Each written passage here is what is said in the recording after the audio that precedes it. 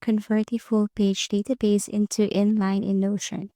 So what you're going to do if you can convert this to inline is you have to make another one or a new template here.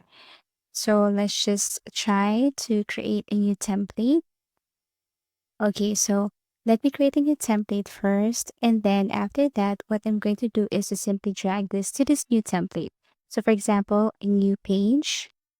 And what you're going to do here is you have to simply drag the first page that you have created earlier that you wanted to convert into inline.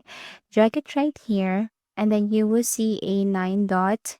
Okay, 9 dots here. Tap this one.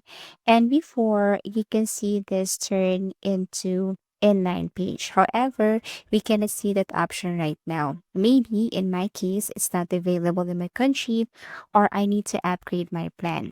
But basically, this is the simple step on how to convert a full page database into inline in Notion. We just have to create a new page, drag that page right here, tap this 9 dots, and then look for this convert to inline. Okay, so if you can't see it right here, maybe you need to upgrade your plan, or you have to wait till this feature is available in your country or will be available in your Notion.